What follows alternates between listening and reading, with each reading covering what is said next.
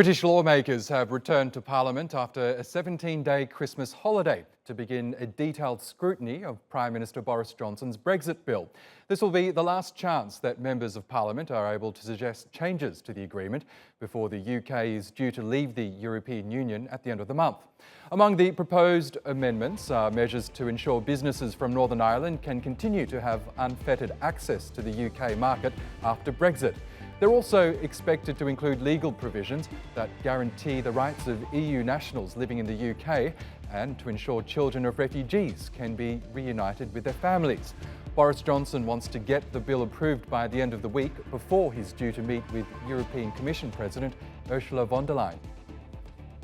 This meeting is taking place at a very specific moment in the phase where the withdrawal agreement is being ratified in the United Kingdom. It's not taking place at a point in time where the trade negotiations are starting or have started. That will take place afterwards, as you know. So the meeting is really to discuss holistically the UK's withdrawal from the European Union and to look forward to the year ahead in all of its dimensions. And for more on this, Denis MacShane joins us live now from London. He's a former Labour Party politician and served as Minister of State for Europe. Welcome back to Money Talks, Denis, and Happy New Year. Now, fresh from that thumping victory for the Conservatives, MPs have returned to Parliament hoping to push through Boris Johnson's Brexit bill. Is it all but certain that it will become law by the end of the week? I think so. There's a majority there, it's pretty clear. And don't forget, the Brexit withdrawal agreement is just a small three-part agreement, a very technical one.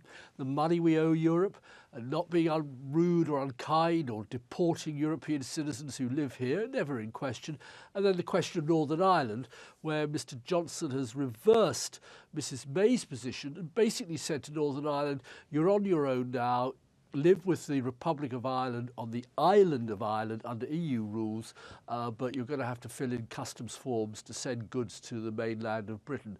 That's caused fury in Northern Ireland, but the rest of England, Scotland, Wales doesn't really care very much. So yes, I don't think there's any threat to this bill going through. Even so, the Labour opposition as well as the SNP, they're looking to get some changes made to this bill. Of course, this depends on whether or not the huge Conservative majority will entertain them, let alone approve them. Do you think they might get a look in at all? Well, what do you think? The Conservatives have won a very handsome victory. It's curious, in terms of the number of votes cast on the 12th of December, 43.6% went to the Conservative Party and just over 50% went to the parties that opposed Brexit, wanted a new referendum, new consultation. So the country is split right down the middle, but in terms of seats, it's a bit like the Electoral College in America that gives Donald Trump the White House. In terms of seats, Mr Johnson has got a 80-seat majority. And with that, frankly, particularly at the beginning of a legislature, 2-3 years later on, when people are fed up, there are different rows and Tory MPs are feeling, their oats and ready to sort of rebel and vote against Mr Johnson. He may have difficulties, but right now, no. Just get over it. We're going to leave the treaties of the European Union. We're not going to leave Europe this year. Everything will continue as normal, and then the real negotiations will start sometime in the spring. I compare it to going onto the park, onto the football terrain. The footballers haven't even started to warm up and kick the ball around. The match begins after we've left the EU on the 31st of January. Yes, because that's when, I guess, the next big Brexit battle happens, doesn't it? It's this so-called transition period, an 11th month period during which the UK and the EU are supposed to come to some sort of a trade deal. The European Commission President Ursula von der Leyen has warned that this may be a cliff-edge scenario if they don't come up with such a deal. Do you think they might be able to agree on something within that really limited time period?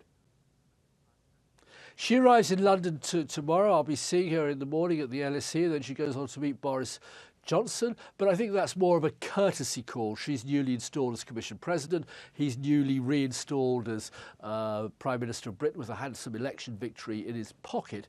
And it'll be up to the technical experts to work out then what happens. And it's incredibly simple.